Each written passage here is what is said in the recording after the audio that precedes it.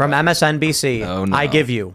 Context only makes Trump's bloodbath comment worse. I am going to die. That's what Jen Psaki was saying. Why won't they stop? Actually, when it was proven that Trump was making a comment about the economy, it's worse than when he was talking about political violence. Jen Psaki did a whole segment on that. She's like, context matters. And she kept going over like all the half clips that he's always said and trying to use that as the context. This is from yesterday. Norman Eisen, former impeachment counsel to the House Judiciary Committee, and Ruth Ben-Ghiat, MSNBC columnist, they write, former President Donald Trump told a crowd in Dayton, Ohio on Saturday that if he does not get elected, it's going to be a bloodbath for the country. That will be the least of it.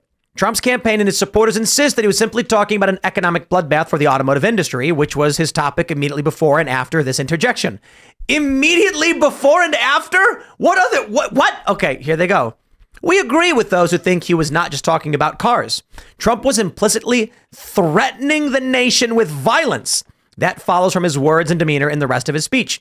His overall positioning as American savior from the existential threats and the broader context of his attacks on democracy, as analyzed by one of the authors of this piece, analyzes the American Autocracy Threat Tracker. Oh, very brilliant. Threat Tracker. Though the arc of Trump's thoughts is famously hard to follow, his campaign rhetoric repeats his basic narratives with small variations and blah, blah, blah. I absolutely love this. They say Trump says bloodbath, and Joe Scarborough's like, oh, I can't believe he said bloodbath. And then people play those clips of Joe Scarborough saying bloodbath like 300 times. Right. And then they write an article where they're like, he was talking about the automotive industry before, during, and after, but by saying bloodbath, actually he meant he was going to kill people. Yeah, this is the most, I mean, what I actually think a lot of this doubling down has to do with the right wing being so on top of it at the very moment of it breaking. So they had to either back out or they had to completely double, triple down. And that's exactly what they've decided to do. None of us are surprised. I mean, their goal is to just get these headlines out there. How many people are seeing the headlines and not reading the article, right? Or not even going to find the truth. So their goal is to just find that. Send those headlines out there just for the general public to see and say, yep, you know, the media, why would they be lying about this? Trump definitely said this. They're going to be sticking with this definitely throughout the next But you, of all people, know it works. When you interview people on the street, that's all they bring up are all these real quick headlines. They know the headline works. And if you're talking to a leftist and they bring this up, it's going to take you a few moments to explain the context, which at that point, the person's already closed their ears. They don't want to hear it. So my brother has this really funny post. He asked ChatGPT if Donald Trump says there will be a bloodbath if he isn't elected, what does he mean? And ChatGPT says, if Donald Trump stated there would be a bloodbath if he isn't reelected, it's likely a metaphorical expression rather than a literal one. In political context, bloodbath often refers to a disastrous or very negative outcome, potentially indicating severe political, economic, or social turmoil. It might suggest that his not being reelected could lead to significant unrest or a metaphorical fight within the political landscape, possibly resulting in negative consequences for the country or his political party. This kind of language is often used to emphasize the importance of an election or to rally support by suggesting dire consequences if the outcome is not favorable. It's important to interpret such statements within the broader context of the speech or discussion in which they were made. To which my brother wrote, "This is amazing. AI has already surpassed the intelligence of Democrats. Soon, it could be more intelligent than the average human." Yeah. You know, national IQ's been dropping, and the more people that they let in from these other countries who have like their average is 85 IQ points, we're all going down. It's all going to go to 100.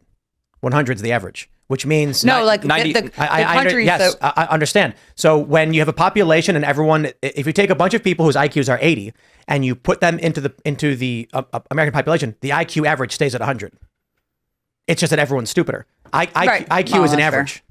Right. Fine, but I'm saying that we're getting stupider. And yes. But if you look at our IQ numbers over time, we're going down. You guys, really quick, Babylon Bee posted this, I think today or yesterday. It says, unhinged Trump threatens more violence by promising to trigger a landslide on election day. Yeah, there was actually a couple of them. What was the other one that was really good? Let me find it. Just everyone's having fun with this, but I'm glad that people actually showed the truth as well. I think that the impact that these situations have on people that actually care, that actually want to be informed, will take the time to see that the media completely is lying to them. That's waking up a ton of people. So yes, Lisa, to your point, yes, this is going to work on the leftists, especially when I'm talking to people on the street. They're going to be bringing this up for years. I'm going to be dealing with this for years. But a lot of people that care are going to change their minds for sure. Babylon Bee has two of them. One of them was Unhinged Trump threatens more violence by promising to trigger a landslide on election day. And it shows a picture of a landslide. The other one was media reports Trump threatened nuclear war after he says, this guacamole is the bomb. I heard the bomb when I didn't hear it. The difference between this election cycle, though, and last time is that we got more. We don't have Twitter. We have Twitter now. Like, at least the message is getting out more to more people because we're allowed to talk there. The Babylon Bee says 9 times Trump clearly called for bloodshed. 1, when he told an actor to break a leg. Wishing physical pain and suffering an innocent Hollywood entertainer is no laughing matter. 2, when he said the chocolate cake at Mar-a-Lago was to die for, calling all of his fanatical followers to die for his cause, of course. When he said he was going to crush the competition, literally announcing his plan to kill his competitors. When he said he was about to blow up the bathroom. Gross. Here we go. When he told Kevin McAllister in Home Alone 2 that the lobby was down the hall and to the left, clearly code for genocide against the political left. When he said the New York Jets were getting slaughtered. When he said, make America great again, the phrase harkens back to a time when there was great bloodshed like the Civil War. When he told Melania she looked drop dead gorgeous, prayed for that woman's safety. And on January 6th, when he said, you have to go home now, we have to have peace, we have to have law and order, there's never been a more dangerous, violent statement made in American history. That was a good one, that last one. Tim, back to our earlier conversation talking about like how the Republicans can't just be reactionary, they also have to lead. I think this was an interesting moment where, yes, they were reactionary. They were having fun with it as well, but they also led the conversation on social media, specifically X, when it comes to showing the context and also showing what Trump was actually talking about, which, by the way, is really important to Ohioans. I mean, they're a top 3, I believe, manufacturer for the automotive industry in the United States. This stuff actually matters to these people. So drawing more attention to that while also making fun of the left wing, the left wing's TDS is, I think, a home run. My brother was like, they're pretending to be stupid. And I was like, maybe they are stupid. Maybe they're not pretending. Well, but it really does feel like they're pretending not to understand. It does. There's a goal. Is their goal to, like, look, man, I've seen these videos from, like, you know, Fleckas or whatever, where they go to Times Square and they're like, can you name a country that starts with the letter U? And they're like, Utah. And it's like, that's a state. And they're like, oh, then no, I can't. How about the United States of America? And they go, oh, I don't think this works on those people either. You know? Yeah. Like, saying Trump called for a bloodbath to those people who are just not smart enough to understand the country they live in or geography, or this is not going to sway them to vote. They're going to vote no matter what. They're going to vote Democrat when the ballot comes in. Driving the hatred deeper and deeper with their base, you know, the left-wing base, is also beneficial because people will turn out not to just vote for Joe Biden, as we know. They'll turn out to vote against Donald Trump. So there are multiple benefits to them doing this. They know the benefit of just getting the headlines out there. The right wing could never pull this off. One, I think the right wing would call the media out, the right wing media out, but also the right wing's too small to do this. You know, mainstream media is so powerful, they know that they can get away with these lies, and it doesn't matter if, you know, Daily Wire releases an article debunking it. It really does come down to this. This doesn't work on the right because the right are scrupulous and inquisitive, and the left is passive. So this article, context only makes Trump's bloodbath comment worse. The point of the article is not the article at all. It's the headline making an assertion that someone will see on their timeline on Facebook or wherever, and they'll not think twice. Because the average person that they're targeting is only going to spend about 30 minutes a week actually ingesting politics. Maybe less. Maybe less, but they have That's right. kids, they have family, they got to get to soccer, they got to get to work, they got blah, blah, blah, like blah, blah, blah. My guitar player has one child. And he is 2.5 now, and he is astounded that other people can actually have 2 children and go to work. Like, he has no idea how it happens. For sure. And I'm like, look, if this is hard for you, like, imagine what people that have like a boatload of kids or have, you know, a normal life, they don't have the time to look into it, or at least they don't have the interest to look into this stuff. They want most of their politics to be handled by other people, and they want to be able to feel good about who they're voting for, which is why they do the default Democrat. The Democrats are the nice ones. The Republicans are mean, and they hear that all night long on late night TV and all, you know, on all the sitcoms they watch. You've got 2 parents, and you've got the one parent that, like, here's how I feel. Okay, Dad is frumpy, middle-aged office worker who will say things like, well, maybe you should get a job. And then the kid goes, shut up, Dad. And he goes, well, okay, I guess. And then the mom is like, anything for you, sweetie. I'm going to buy you all ice cream. And the kid's fat and lazy. That is not the way it works in my house. I'm talking about the country. Like, the Republican Party is just sitting there being like, son, I think you should maybe get a job. Dad, that's awful. And the mom goes, no, Sweetums shouldn't get a job. You could stay in the basement and play video games all day. I'll take care of it. The parents Your brother works real hard. He can pitch in for the bills. Good times make soft men. Wait, it's crazy that you brought that up because I always say something similar to that, except for I do, instead of a married couple, it's maybe an uncle. You want to be liked or something like that. The kids get ice cream for breakfast. Great. Like, I'll be the favorite uncle, but that's irresponsible parenting, of course, but the kids are going to like you, right? They get home, the parents are saying, you got to eat healthy, you have to be responsible, you have to do all these things, ice cream's probably better than cereal. Right. So cereal's real bad.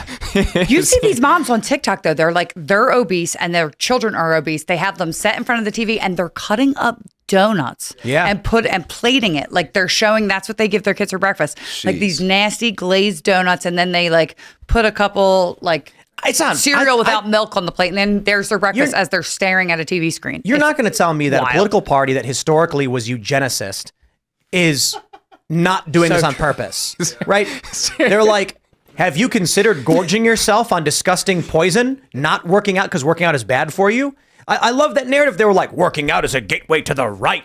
You should remain fat, sedentary, body positive, eat your ice cream, shut up and abort your babies. And I'm like, someone who says that, like, if I went to my worst enemy and said, why don't you go and gorge yourself on ice cream all day, stop working out and abort your kids?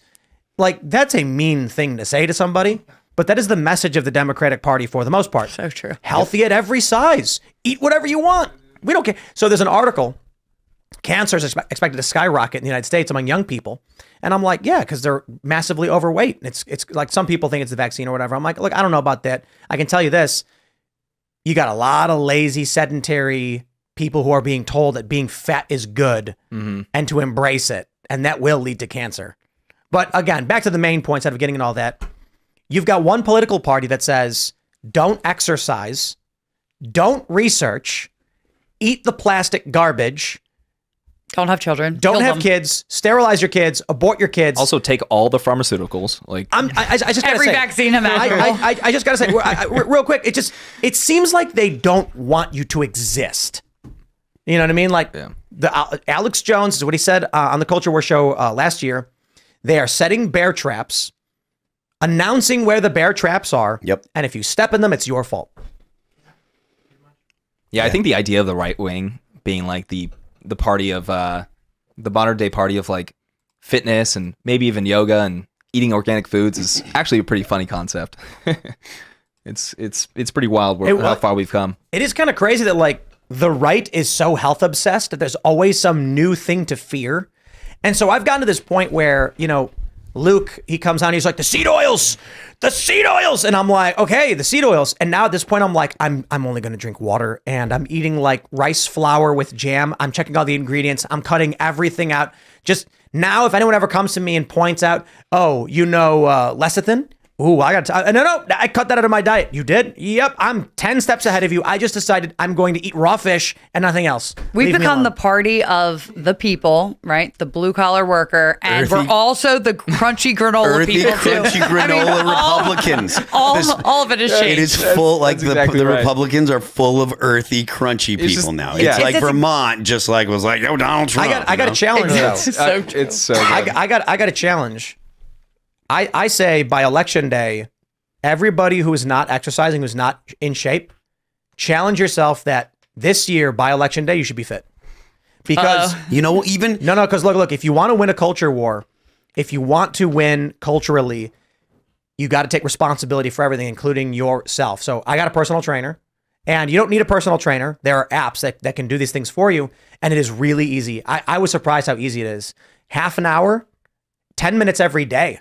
You really don't need that much to crank up your health. Like a little bit. Honestly, not even, and I love the idea 100%, but honestly, not even get fit by November. Just start walking and walk 20 minutes a day and do that, 5 times a week until November. And your life will change. I was reading this thing about an 85-year-old man who's like, I don't know the metric, but his health was like really, really good. He was fit. He had good circulation and everything. And he said he does a pretty intense workout every day. And they asked him what it was. And he says he would walk 4 blocks.